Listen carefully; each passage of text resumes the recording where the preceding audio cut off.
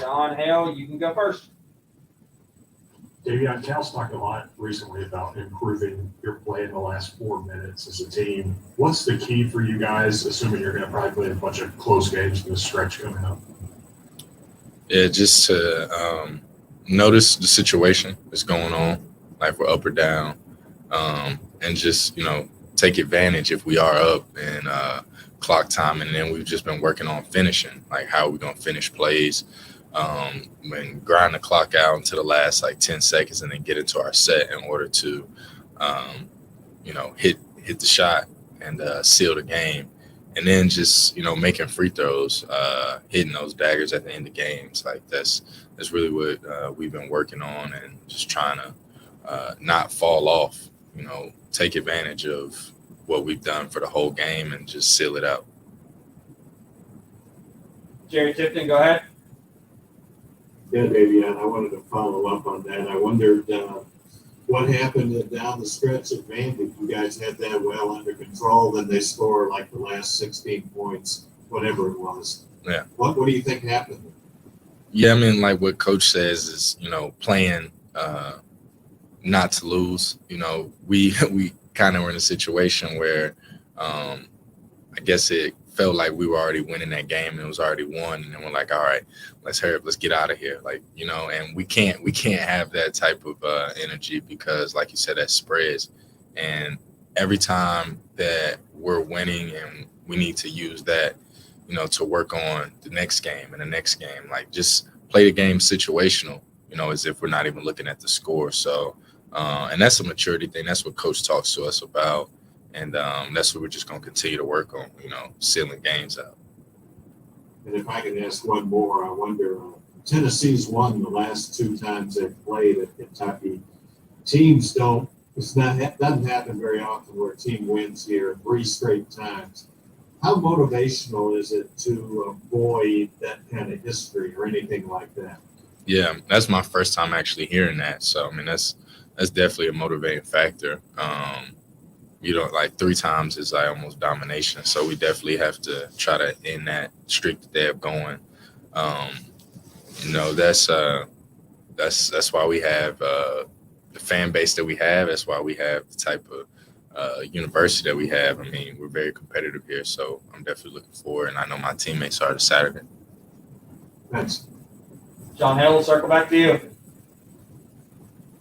Yeah, given that you guys are still trying to prove yourselves against a ranked team, what do you think when you look at the schedule coming up and see all these big games, 4 Saturdays in a row?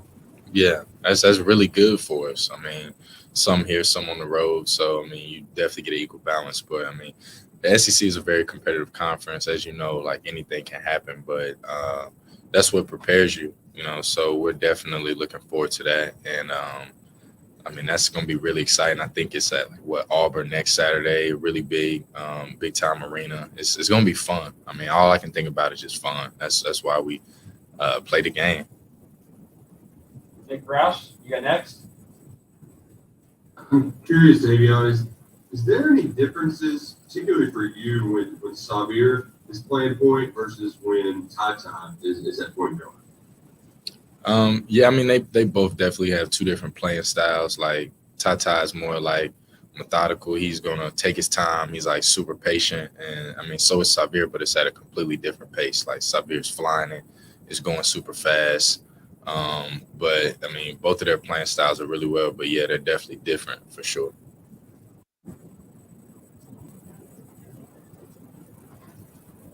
John Hale, back to you. David, obviously you've gotten somewhat of the full rubber arena experience this year, but this is really your first big home game since you got to Kentucky in front of a full crowd, because all your big games have been away from home this year. Just what kind of the feelings about the environment you're expecting tomorrow? I'm super excited. I mean, the BBN family, they show up, even if it's an exhibition, if it's,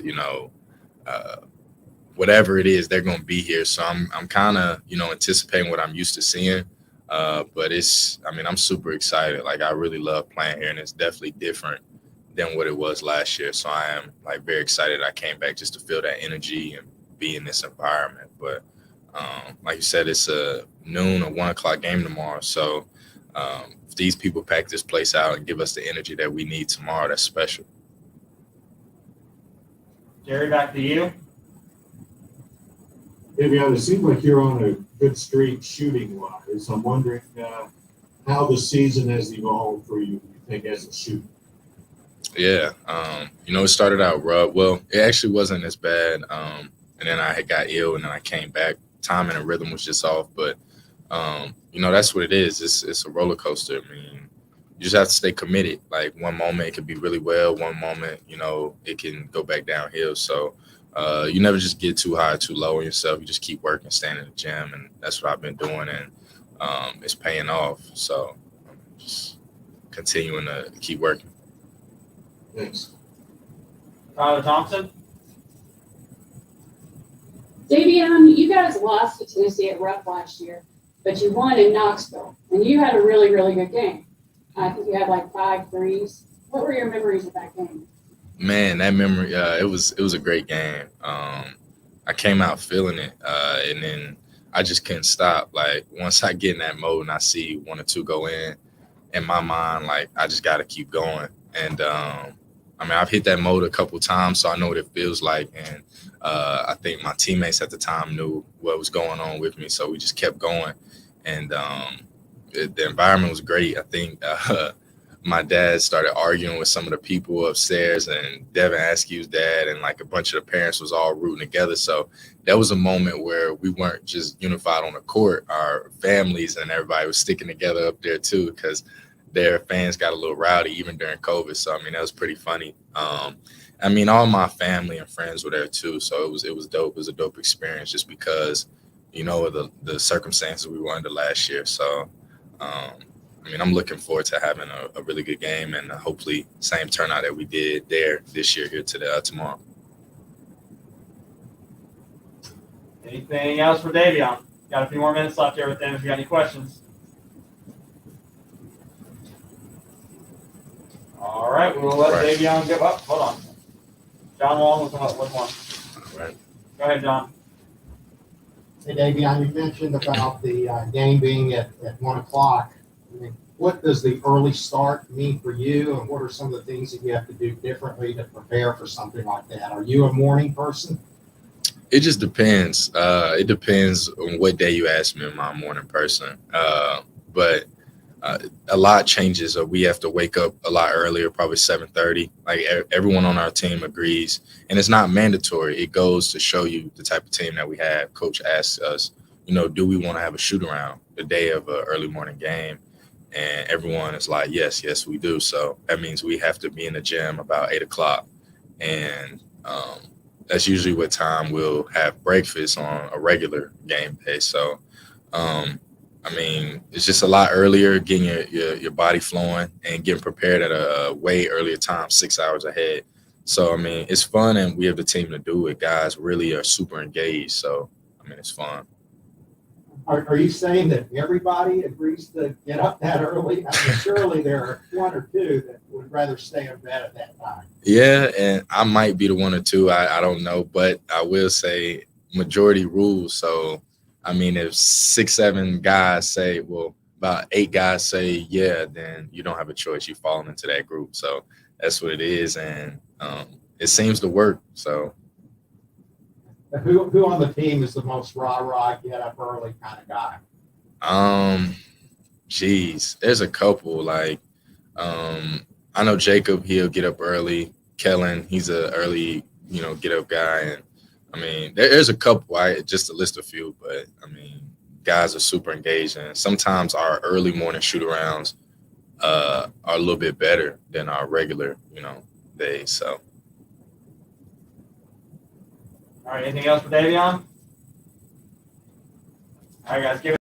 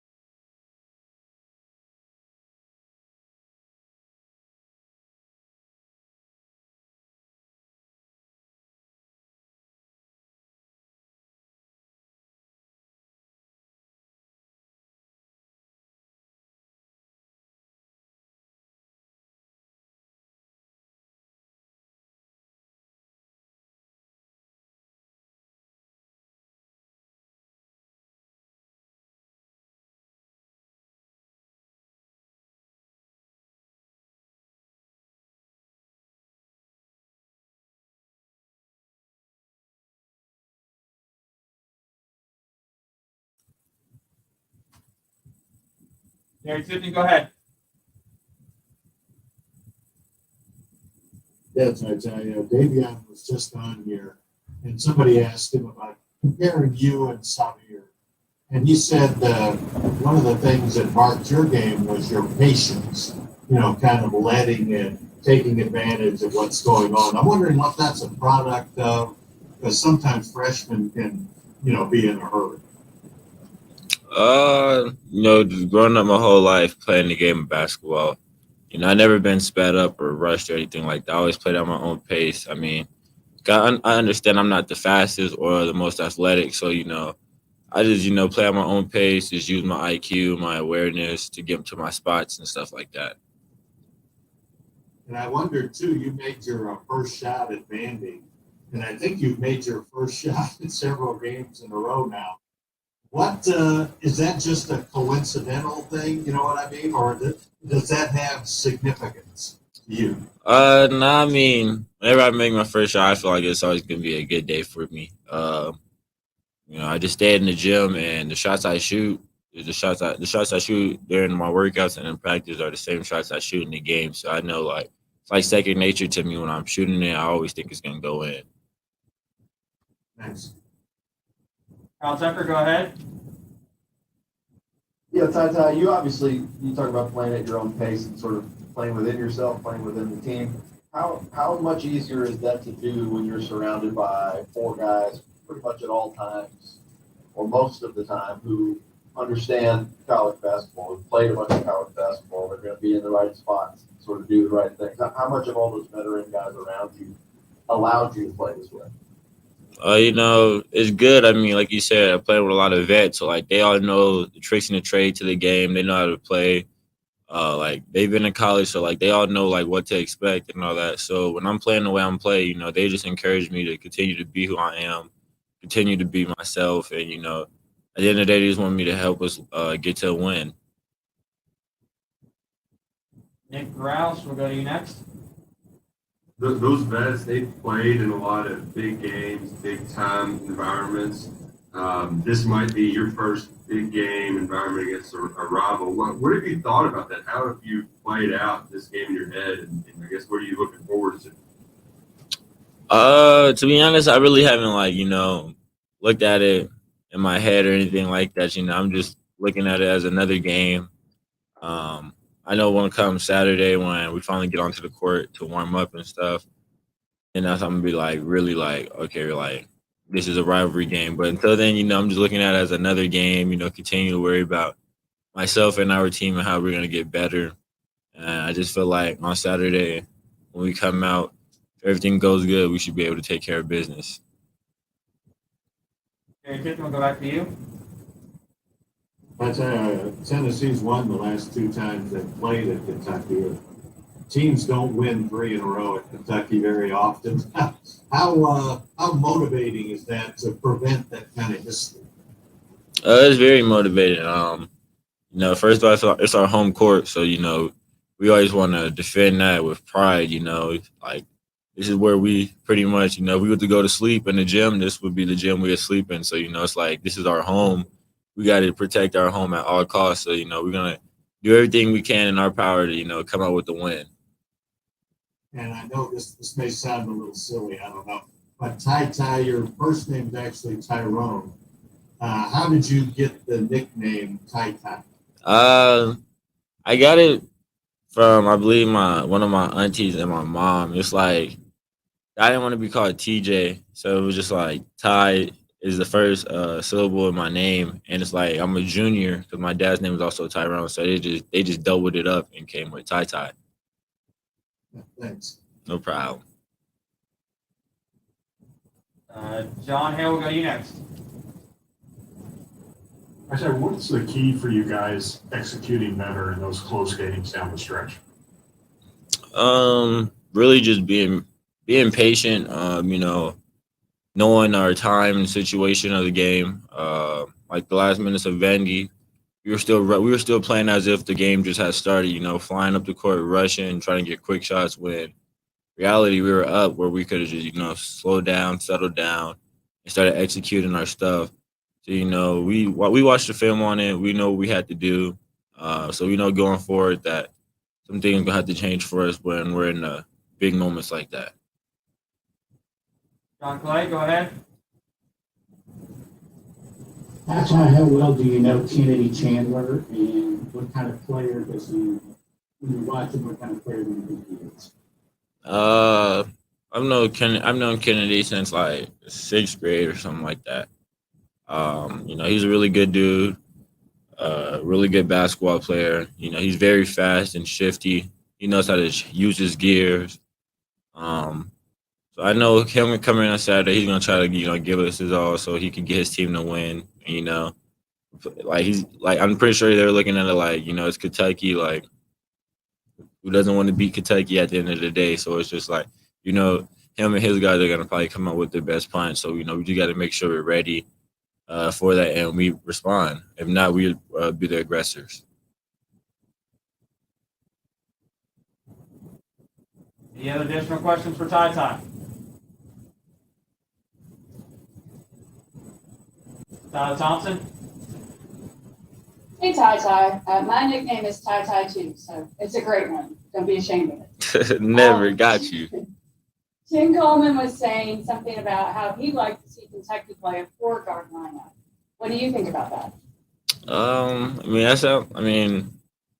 You won't really know until you try. So it's just like I know like if we do a four-guard lineup, I know we're still gonna be fine because at the end of the day, it's like we always have the next man up mentality. So it's like anybody's number could get called on any given night, and once your number gets called, not only the coaching staff but us players too are like all expected for everybody to come in right away and produce, like give us production in some type of form, whether that's scoring, rebounding, or something of that nature. So it's like we're not gonna like whatever the coaches decide to do, we won't question them because at the end of the day, we're the players and we know the coaches have our best interests, so they're gonna do what they can do to put us in the best positions to get a win. Last call for Ty Ty. Kyle, back to you. What do you think has been the most valuable thing you've gotten out of this time where you kind of had to be the guy running the offense, whatever Severe comes back? What do you think you gained from it the most? Probably I would say I gained a little more confidence. Gave my teammates confidence, my coaches confidence. So really just I gained confidence from it, in all types of form. My teammates were telling me, "Oh, we can practice." Like even though you're a freshman, like you still have a say so on this team. You're one of our guys. So if you ever have to say something, just tell us and we're gonna do it. And just having the coaches there, always motivated me to be a leader and stuff like that because they understand like I'm being a leader, the team will still listen and everything, no matter how young I am. And that's like vice versa. If anybody on the team, anybody on the team can lead. So it's just like getting that type of confidence right there, just, always takes pressure off your shoulder and feels like you can go out there, play freely. Were you less comfortable maybe speaking up or taking charge before these couple games where you kind of had to? Nah. You think this like kind of unlocked you a little bit to step forward? Nah, not really. It was just like, we had Xavier, him and Keon were more of like our, vocal leaders on the floor and stuff like that. So it was just like from here and there, I said what I had to say, but really it was just them two leading. So with Xavier going out, it was just really Keon. So it felt like I just had to step up and, help not only him, but our team, lead. If I'm seeing something on the court and I'm not saying nothing, I feel like that's only going to, hinder our team. So over these past 2 games without Xavier being on the floor, we huddling up our guys a lot. We were talking through the huddles. During timeouts, we were talking. Practices, we were talking a lot. So it was just, basketball is very important when you have good communication.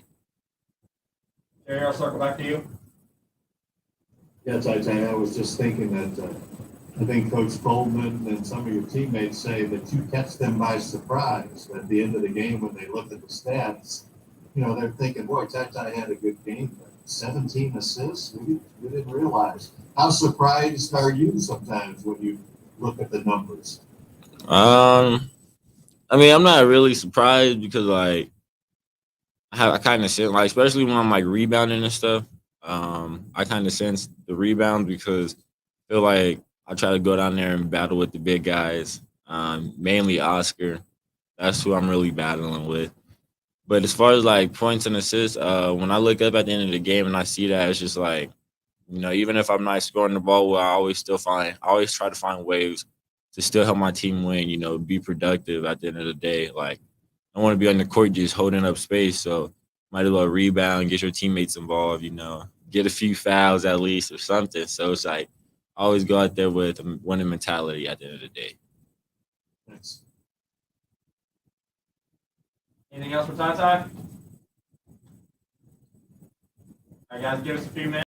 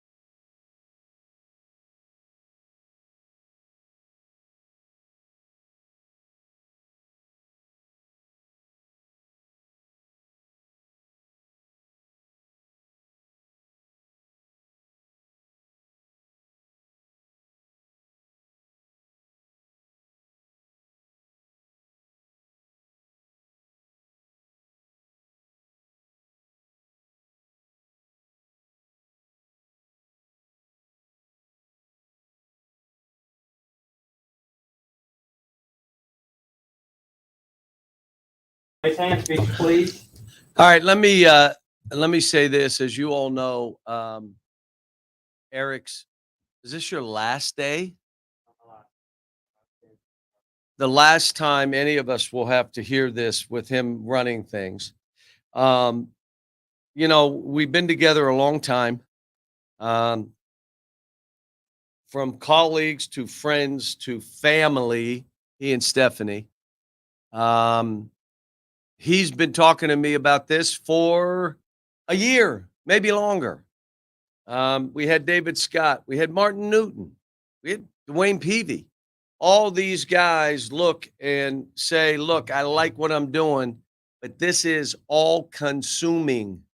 And when you have a young family, you start making decisions. And I support whatever he does the rest of his life. He's going to have me in his corner, his family.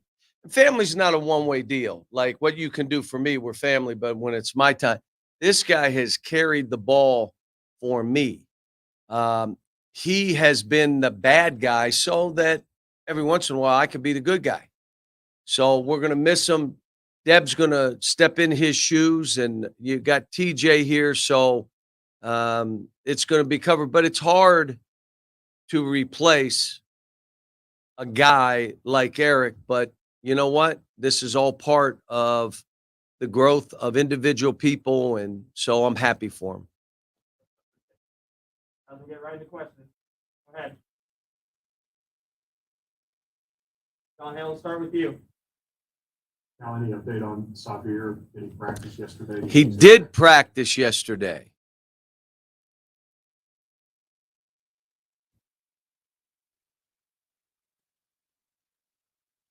Guys, You think that means he's going to play tomorrow? My guess is, unless something happens today in practice, that he'll be available tomorrow. John Wong. Sean, I watched that video that you made imploring everybody to wear KN95 masks. And I thought you did a good job, but you look around Rupp Arena and you see less than half the people wearing masks of any kind. Why did you feel compelled to kind of weigh in on a topic that you knew would be controversial or maybe even a little bit divisive? I don't know divisive, but I knew it would make people mad at me. But yeah, I've had a lot of people mad at me and for a long time, and so I'm fine with that. But here's what happened. I called Dr. Capilouto. And I said, talk to me about what's happening on this campus and what do you think, what other measures we can take to mitigate? He said, this thing you really don't know, but I would guess the next 2 to 3 weeks, it's going to be hot. And then our hope is it goes down. And so I said, well, we're boosted, we're vaccinated, we're mitigating.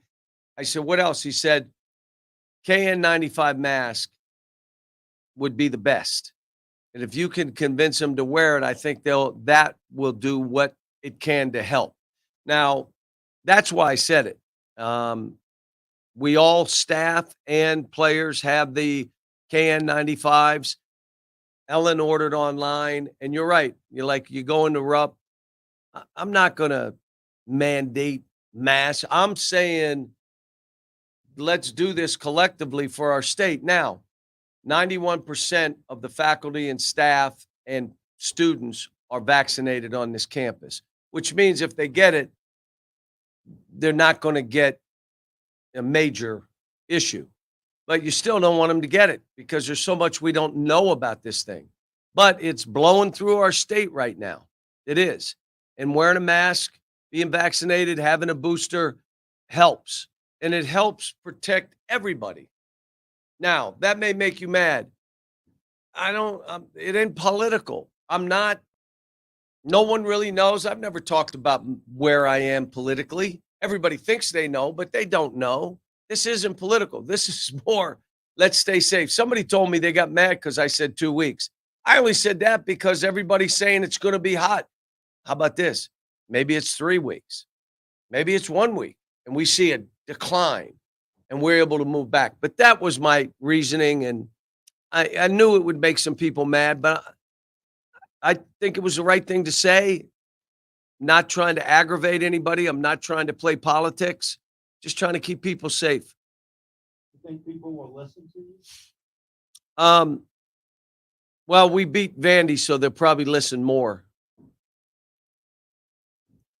Tucker, go ahead. Now, what do you, so you're likely coming back, what do you think was the biggest benefit to Ty of this time where he talked about maybe growing more comfortable and hearing from teammates, hey, you have a voice too, you can step up, he's playing with so many veterans. What do you think was the biggest benefit of this week or so that he had to be kind of in charge? Made him more aggressive. Can't be afraid to make errors. You're not being taken out for missed shots. If you don't work, if you don't sprint, if you don't attempt to rebound, if you get absolutely bullied, you're coming out. Not because you make an aggressive play and the ball doesn't go in. You'll come out for not shooting balls more than you will for missing shots. You want to talk Ty, what about Davion? Davion is played out of his mind. And there's one guy late in the game that I would say I'm really comfortable with shooting the ball, and it would be him. But he's fighting. He fights the post. You know, he'll make a couple plays a half where he can't help himself. He'll just come down, go baseline, and look away, throw one through 4 guys late.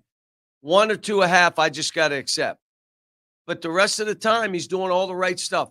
Engaged in the practice plan, engaged in the scouting report.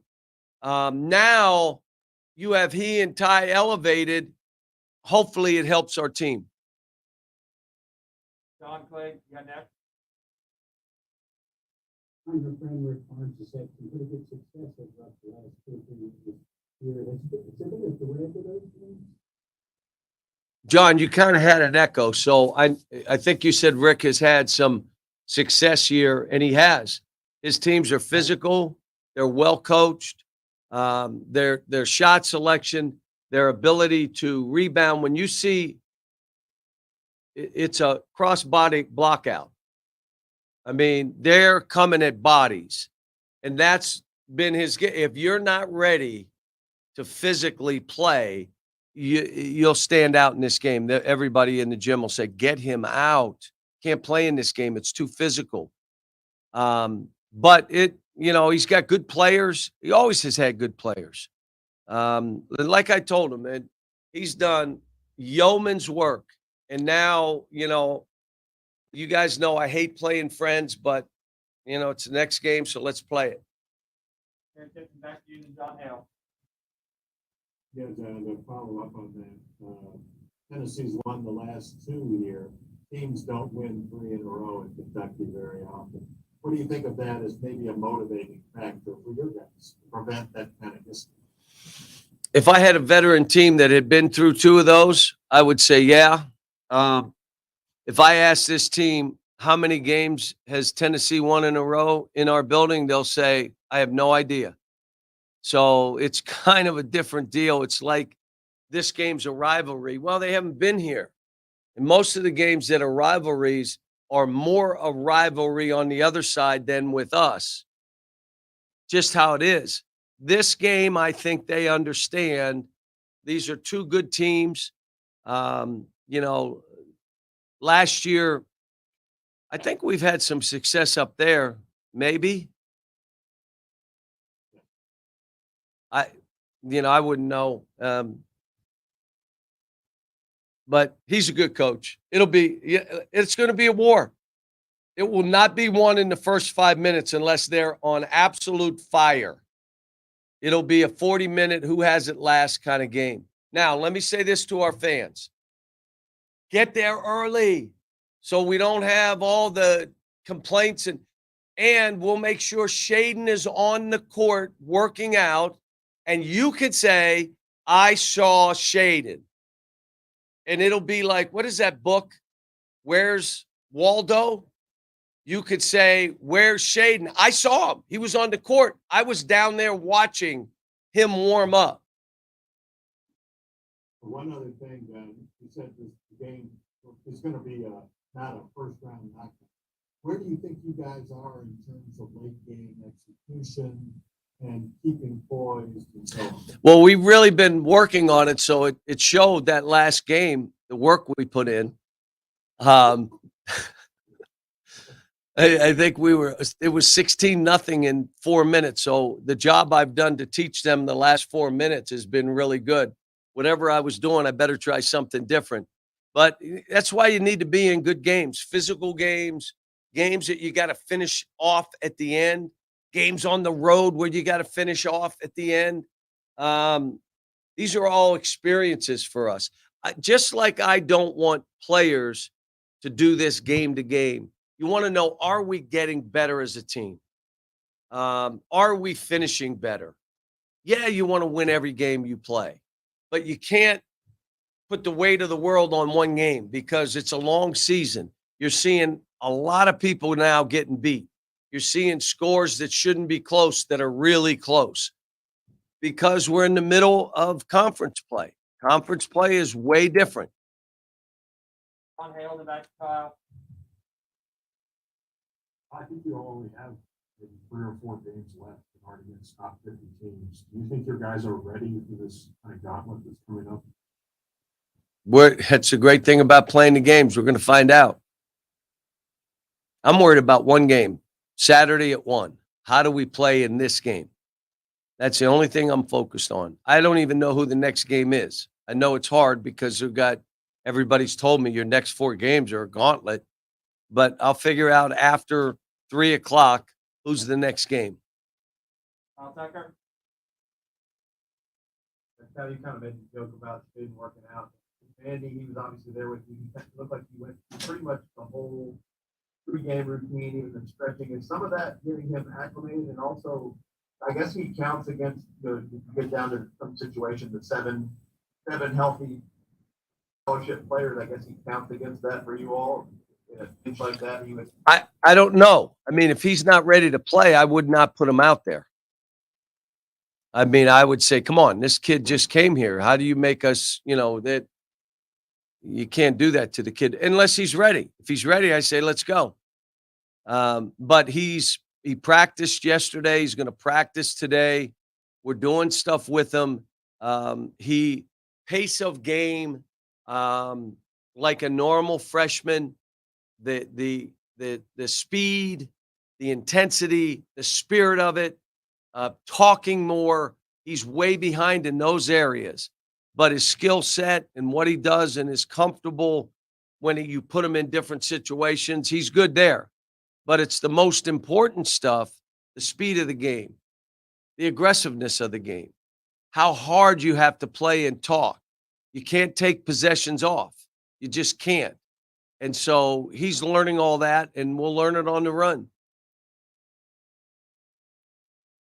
Anything else for Coach? All right, we'll let Coach go. We'll get the normal stuff to you later this afternoon.